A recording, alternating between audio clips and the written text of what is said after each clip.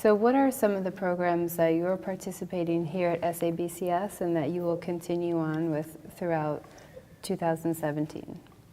Oh my God, there's so many things that we're trying to collaborate on and getting together with people. I'll talk about some of them.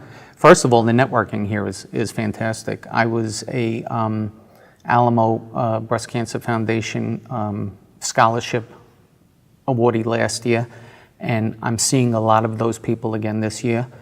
I also am a Project Lead graduate, which was sponsored by the National Breast Cancer Coalition, and it was 50 women and me. So these were all women that I continuously see and have built up some really great relationships.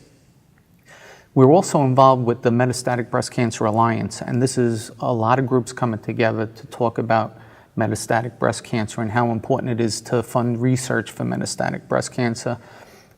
We've collaborated on some campaigns, as well as doing some protests as far as going to Washington and staging die-ins and lobbying Congress for additional funding for the NIH for metastatic cancer. We say metastatic cancer, we don't say breast cancer because we just want the funding and we're sure it'll trickle down.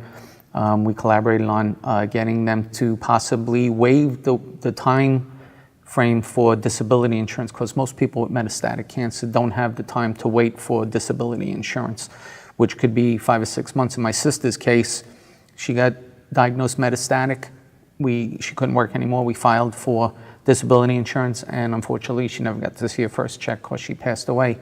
And one of the third things we collaborated on was with Congress is there's a bill for right to try for drugs for metastatic patients that might have not come through full trial yet, and these are people who are dying and want to try something to try to save their lives.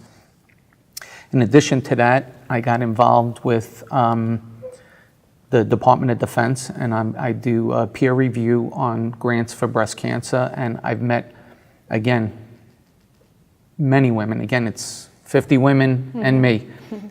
We do have some guys who get involved. I'm fortunate that I'm retired and I can devote 100% of my time into male breast cancer advocacy, where some of my fellow survivors and thrivers are still working and can't devote that amount of time with it. The DoD was great, and getting to see the passion of the doctors and scientists who submit these grants, and we meet in a room and talk about the grants and how it affects me as a patient advocate, and whether I think it's got some validity or it could be torturous for me or something like that. That's been a great experience. In addition to that, I collaborated, and I am now a Ford Motor Company Warrior in Pink Model of Courage. So we try to give more good days to cancer survivors, and we have groups that are geographically around the United States, and I'm with a group in the New York, New Jersey, Connecticut, Pennsylvania area, and we get together and we try to give other cancer patients good days, do great things for them. They had a lot of programs out for cancer patients to put into, which were free of charge. And it gave me a great platform, a national platform with Ford Motor Company to talk about male breast cancer. In addition, I worked with my local politicians and got the third week of October designated as Male Breast Cancer Awareness Week in the state of New York. Governor Cuomo, the New York State governor, signed off on the bill.